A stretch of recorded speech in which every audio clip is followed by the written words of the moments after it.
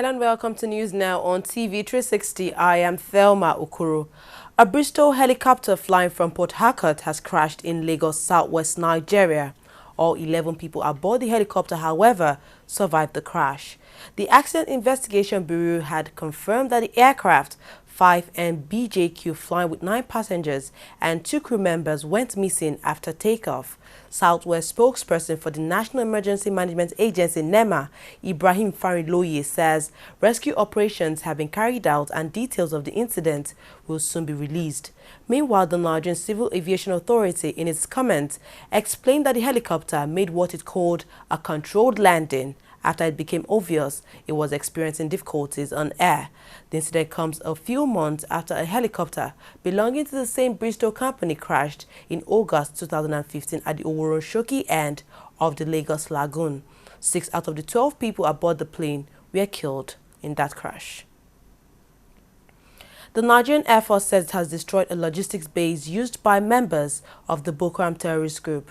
In a statement released, the Air Force said an unmanned combat area vehicle, also known as UAV, carried out the action.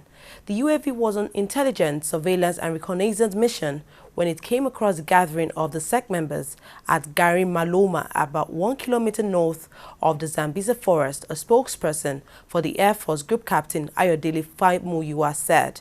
Meanwhile, troops of Operation Lafia Dole recorded a huge success as they declared insurgents in Ajigin village in northeast Nigeria. Still on Boko Haram, Nigerian security expert Dr. Onai Komo has warned that Boko Haram is adopting new cruise terror strategies, which requires more effort to combat. He identified the strategy as the double tap. In a statement issued in Lagos, the security expert explained the double tap as the use of one group of terrorists in plain clothes to initiate an attack and then bring another group in with military uniforms, pretend to be there for the rescue of the victims. He said this method of attack usually results in very high death toll as the terrorists bring together many villages before killing them. This strategy was used in Dalore village on Saturday, where over 60 people were killed in an attack that lasted for hours. The security expert warned that security officials and citizens should take note of the double tap method, as Boko Haram was likely to use it again and again. In the face of daunting security challenges, the federal government has embarked on a rigorous exercise which involves all MDAs and security agencies saddled with the task of crisis response and counter-terrorism. Speaking in Abuja, the Deputy Director of the Presidential Communication Command and Control Center, Shehu Saidu Shehu, said the exercise is aimed at unveiling the various antics deployed by terrorists. The exercise is actually aimed at simulating an exercise that will show us a marauding terrorist firearms attack additional to an IED explosion. If we all recall, we realize that this is the new trend of terrorism worldwide. We saw it in France, we saw it in Ouagadougou, likewise in Bamako, and numerous other incidents in Nigeria by the Boko Haram terrorists. It is in this light that this exercise is organized by the Office of the National Security Advisor in order to practice the synergy of effort between all the security agencies and the cooperation therein expected of them during such crises. This exercise is going to involve all the MDAs responsible in tackling any activity on crisis response and counter-terrorism. Nigeria has asked the African Development Bank for a $1 billion loan to help fund its 2016 budget. The bank confirmed the proposal on Tuesday, adding that it was considering the loan. Nigeria, reeling from the oil price plunge, has slashed vital revenues. The bank added that an appraisal mission would soon visit the country to work with authorities. Nigeria is planning to borrow as much as $5 billion to help fund its budget deficit due to the slump in global oil prices, which has also sent its naira currency into a tailspin. Finance Minister Kemi Adeosun said this week that Nigeria had held exploratory talks with the World Bank and looked at options to borrow from the African Development Bank and China Exim Bank. Earlier this month, she said that about $4 billion might come from international institutions and the remainder from Eurobonds. President Muhammadu Buhari on Monday sought greater support from the European Union for Nigeria's efforts to curb the theft of its crude oil and corruption in its oil and gas sector. Buhari made the call while addressing a special session of the Parliament in Strasbourg, France.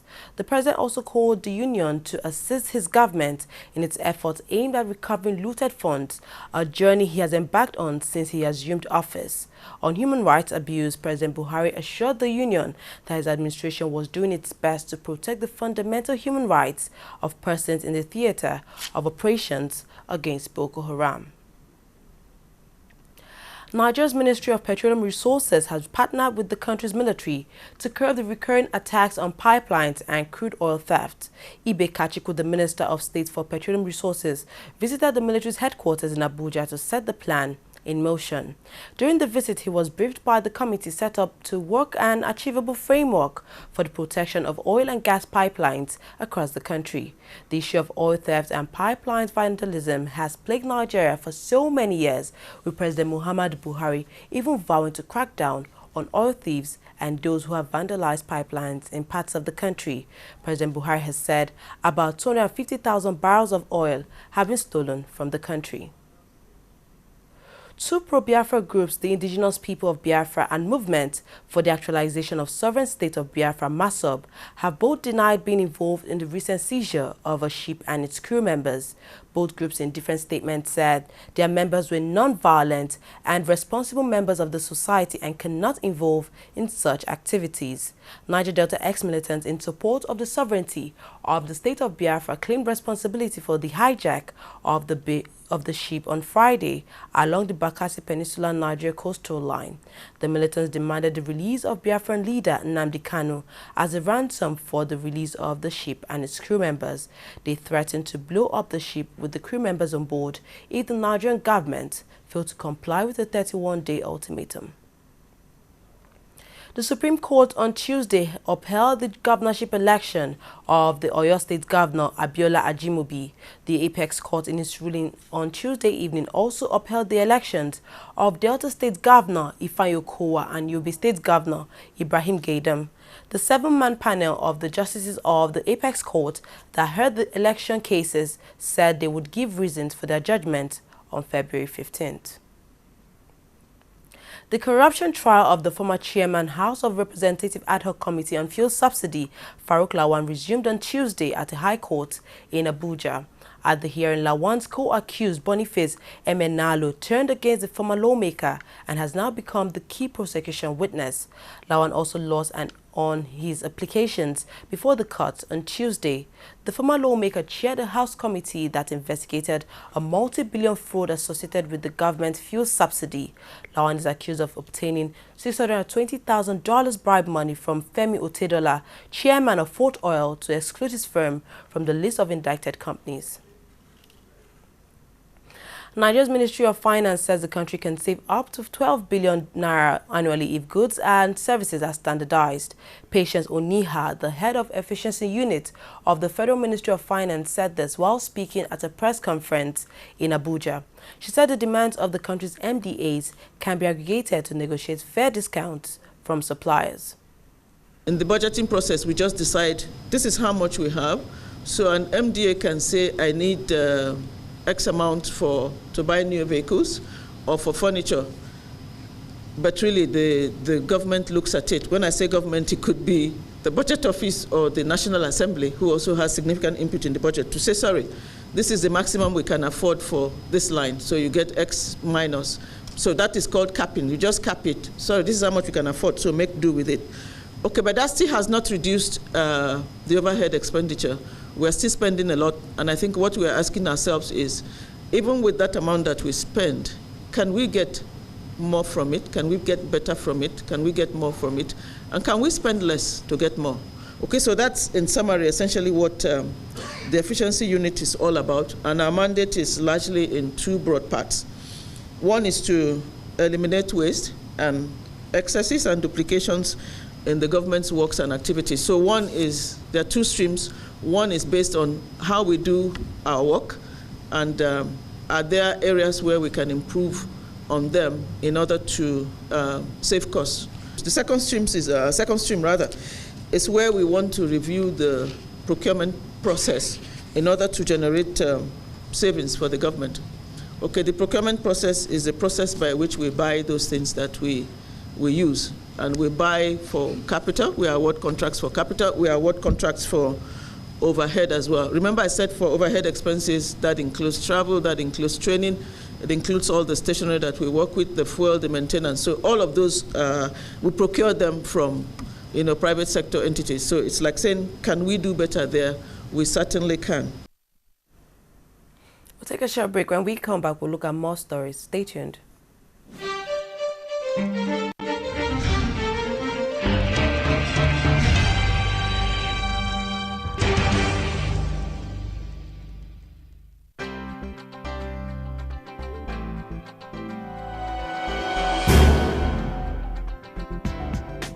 Hello, you're welcome. You're watching the Funny White Man Show, which is the biggest, the brightest, and the most entertaining show in Africa. Funny white man, funny white man, funny white man, but this way you talk, it's too much. Give me 5,000 man, that's you. It's too much.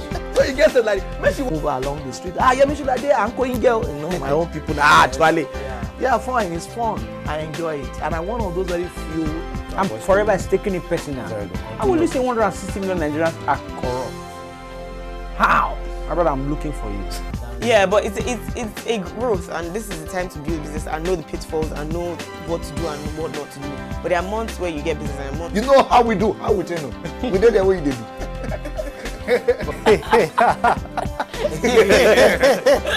Hello, you're welcome. You're watching Trending Matters on the Funny White Man Show. Of course, they will bring you trending issues just to entertain and tickle your fancy.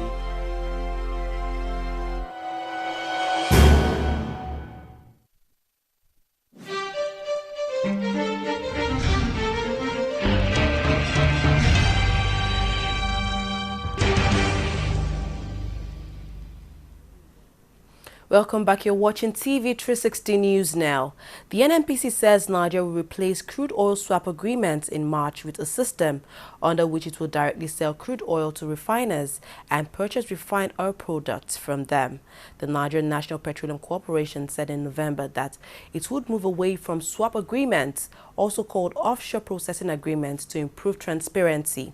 However, on Tuesday, NNPC spokesperson Ohialegbe said the crude for products exchange arrangement, popularly referred to as crude swap, will be replaced by a direct sale, direct purchase arrangement. Oil rose on Wednesday, cutting earlier losses after French comments from Russia about its openness to talk with OPEC over output cuts. This helped revive hope among investors that the world's largest producers could act to boost prices.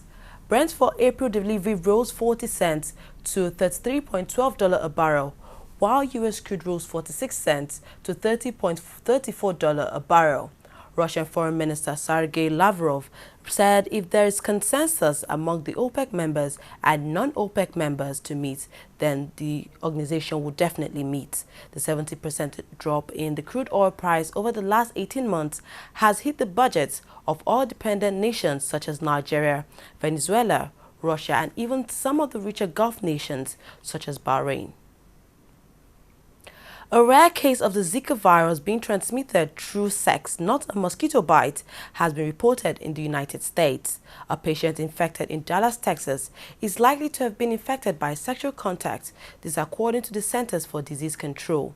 The person had not traveled to infected areas, but their partner had just returned from Venezuela. Zika is carried out by mosquitoes and has been linked to thousands of babies being born with underdeveloped brains. It is spreading through the Americas, and the World Health Organization has declared the disease linked to the virus a global public health emergency. Former Super Eagles coach Adegboye Onigbinde has said the Nigerian Football Federation must take a portion of the blame for the Super Eagles' poor performance at the African Nations Championship in Rwanda. The Eagles failed to advance from a group that included Niger, Tunisia and Guinea after winning just one match. Onigbinde, who took the Eagles to the 2002 World Cup, has said that the NFF must take part of the blame as they hired Olise as the coach of the Super Eagles. According to him, the NFF got it all wrong when they employed Olise because he does not possess the qualities and experience needed to coach a national team like the Super Eagles. Brazilian prosecutors have filed a formal complaint against Barcelona winger Neymar and his father for tax evasion and providing false information. The prosecutors also filed complaints against former presidents Alex Rosell and Josep Maria Bartomeu. The complaints are based on allegations made by a Brazilian investment group which claimed it was financially harmed when Barcelona and Neymar allegedly withheld the real amount of the player's transfer fee from the Brazilian club Santos in 2013. World number 3 Roger Federer has been ruled out for a month after undergoing operation for a knee injury. The Swiss, who was defeated at the Australian Open at the semi-final stage last month, underwent the surgery in his hometown in Switzerland to repair a torn ligament. He picked up the injury a day after his defeat in Melbourne. He will now miss the ABN AMRO World Tennis Tournament in Rotterdam and the Dubai Duty-Free Tennis Championships in Dubai. Well, we've come to the end of news now. We thank you very much for watching. I am Thelma Okoro.